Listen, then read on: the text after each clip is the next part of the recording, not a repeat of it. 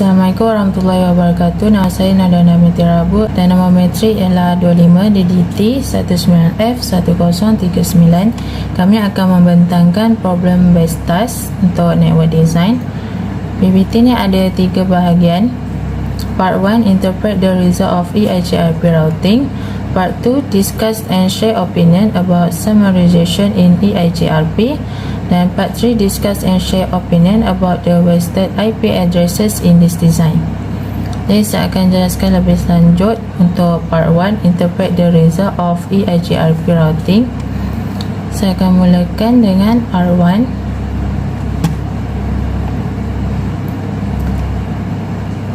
Jadi saya akan menggunakan command show IP route. Dan kita boleh tengok 8.0 untuk laluan daripada R1 ke R2.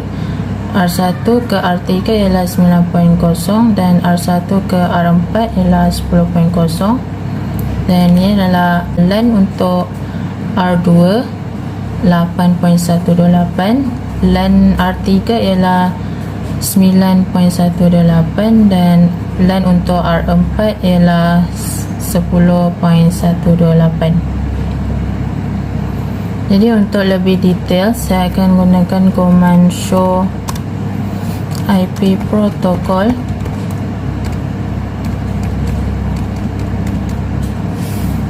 Jadi kita dapat lihat saya menggunakan EIGRP 10 seperti dalam soalan. Dan ada automatic network summarization is in effect. Maksud dia sekarang ni summarization sedang berlaku. Jadi maximum path dia ialah 4 dan routing for network 8.0, 9.0 dan 10.0. Seterusnya untuk R2, saya akan menggunakan command show IP route juga.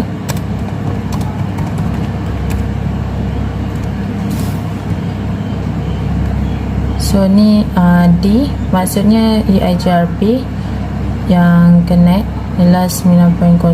So kita ada 9.0 dan 10.0.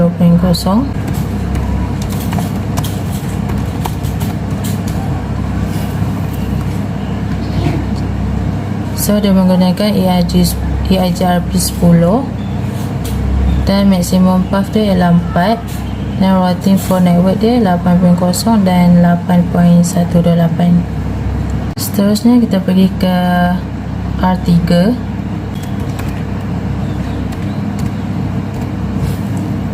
Jadi kita berjaya configure EIGRP untuk connect 8.0 dan 10.0. Jadi kita tengok R3 terletak di antara R2 dan R4. So sini 8.0 dan sini 10.0. Jadi kita show IP protocol.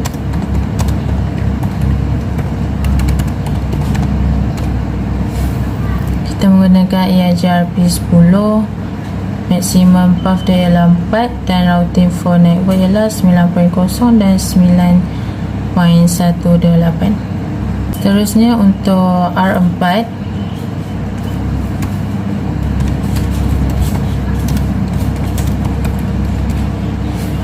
jadi kita boleh nampak dia ada connection dengan network 8.0 dan network 9.0.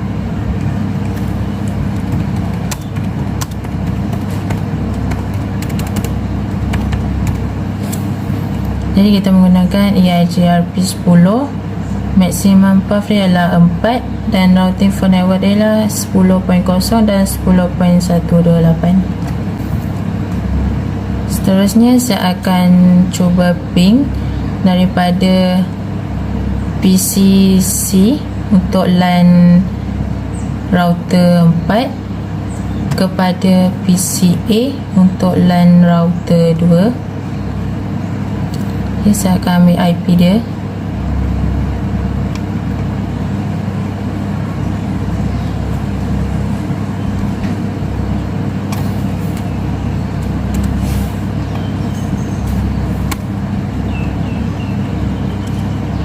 Jadi kita boleh nampak dia berjaya hantar paket dan mendapat respon daripada PCA untuk line R2.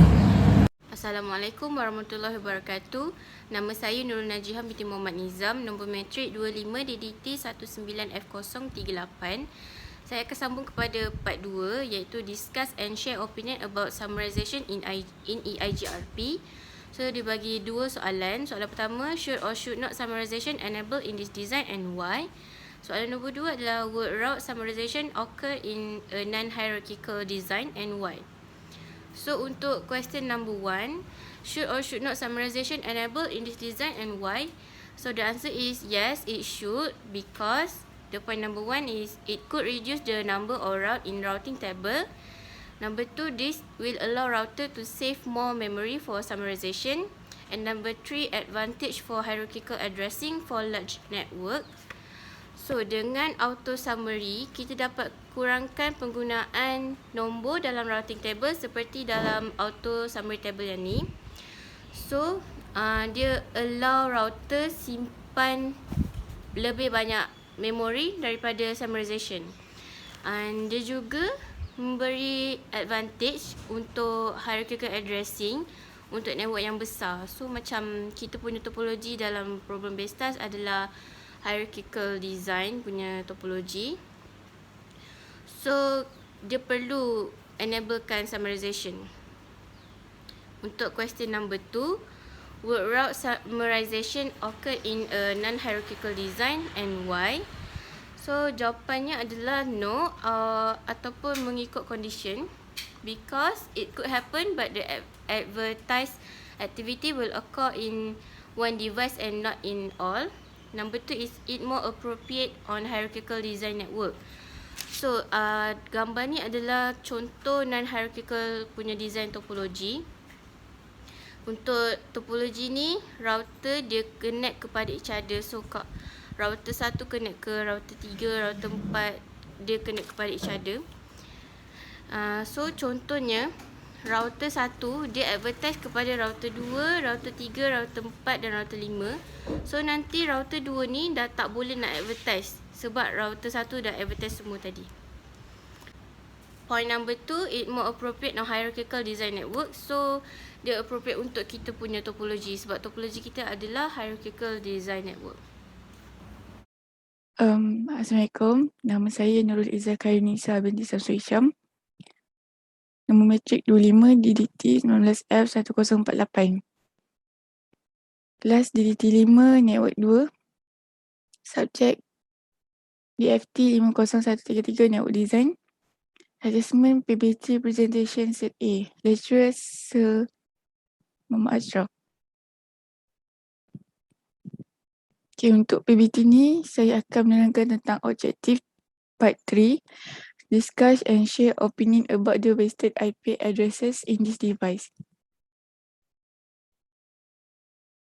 So berdasarkan topologi ni, saya akan berbincang dan berkongsi pendapat tentang IP address yang digunakan dalam design ni yang telah dibazirkan. Okay, soalan pertama. How many IP addresses in this design are wasted? Support your answer with a calculation. Okay, jumlah IP address yang dalam PBT ni ialah 128. 128. So, 128 saya darab dengan 6. 6 ialah dari router 1 ke main router 1, 2 dan juga router 2 ke main router 3, 4 dan juga router 3 ke main router 5, 6. So, IP yang saya gunakan 128 darab dengan 6. Jadi totalnya 768. So, sekiranya saya menggunakan subnet /30, total IP yang saya guna ialah 128 darab dengan 3. 3 tu router 1, router 2 dan juga router 3. So 128 saya darabkan dengan 3 dapat 384 iaitu LAN. LAN iaitu local area network. So, seterusnya 4 darab dengan 3, saya dapat 12. 4 merupakan subnet IP, first usable IP, last usable dan juga broadcast address. So, 4 IP subnetting tersebut saya darabkan dengan 3, router 1, router 2 dan juga router 3. Dapat 12 iaitu WAN, Wide Area Network. So, jumlah dia 384, saya tambahkan dengan 12, dapat 396. Okay, untuk mengetahui pembaziran IP yang telah digunakan, so total IP yang saya guna dalam PPT 1768, saya tolakkan dengan 396, dapat 372. So, apa yang dapat kita lihat di sini, pembaziran yang telah digunakan cukup untuk menampung semua IP address yang digunakan dalam topologi ini. So, seterusnya ialah what change should be made to this IP addressing scheme to be more efficient, such as the new subnet assignment and fill in the table below. Okay, berdasarkan table ni,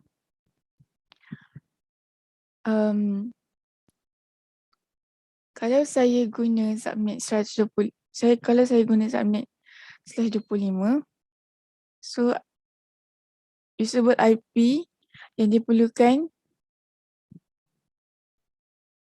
hanya 2, usable IP address 1 dan usable address untuk last usable. Dan IP yang patut digunakan ialah 130 sebab patut digunakan ialah /30 kerana /25 tidak mencukupi untuk support topologi yang ada sini dan IP yang untuk digunakan. Sebab /30 host ni ada 4 iaitu subnet IP, first usable, last usable dan juga broadcast address. So berdasarkan table ni ada 6 subnet address iaitu 1, 2, 3, 4, 5, 6. So 128 tu IP-nya start daripada saya ambil 192.168.8.0 iaitu network address. Dan juga untuk first usable saya hanya tambah 1 iaitu 192.168.8.1. So untuk last usable saya menggunakan antara range 192.168.8.126 dan juga broadcast address saya tambah 1 daripada last usable IP address. So jadinya 192.168.8.127. So seterusnya untuk subnet yang kedua saya gunakan 192.168.8.128 dan untuk first usable saya hanya tambah 1 IP address iaitu 192.168.8.129. Okey, untuk last usable saya menggunakan 192.168.8.254 di antara range 129 hingga 255. So untuk broadcast address saya hanya tambah 1 IP address untuk broadcast address iaitu 192.168.8.255. Okay, untuk subnet number yang ketiga saya menggunakan 192.168.9.0 iaitu network address yang baru untuk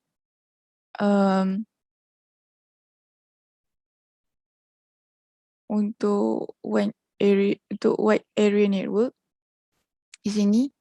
So saya menggunakan network address yang baru. Dan juga untuk first usable saya menggunakan 192.168.9.1. So untuk last usable Sambungkan range antara 192, 168, 29, 2126. Dan juga untuk broadcast address saya hanya tambahkan satu IP address iaitu 192, 168, 29, 2127. Untuk subnet number yang keempat, saya menggunakan antara range yang sama iaitu 192, 168, 29, 2128. Dan juga untuk first usable saya hanya tambahkan satu IP address iaitu 192, 168, 29, 2129. Okay, untuk last usable saya menggunakan 192, 168, 29, 2254. So untuk broadcast address saya hanya tambahkan satu daripada last usable iaitu 192, 168, 29.255. So untuk subnet number yang kelima, saya menggunakan network address yang baru iaitu 192, 168.10.0 kerana berada di wide area network yang lain di sini. Okay, tu saya menggunakan network address yang baru. So untuk first usable saya tambahkan satu. So jadinya 192, 168.10.1. Okay, untuk last usable saya menggunakan 192, 168.10.126. Dan juga untuk broadcast address saya tambahkan satu daripada last usable iaitu 192, 168.10.127.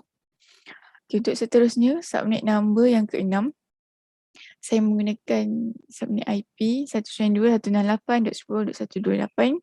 Dan untuk first usable saya tambahkan satu daripada 128 menjadi 192, 168.10.129. Okay, untuk last usable saya menggunakan 192, 168.10.254. Dan juga untuk broadcast address saya hanya tambahkan satu daripada 254 menjadi 192, 168.10.255. So total IP address total IP range yang saya gunakan ialah dari 0 hingga ke 255 di antara wide area network. Dari router 1, router 2 dan juga router 3. So itu sahaja daripada saya. Terima kasih.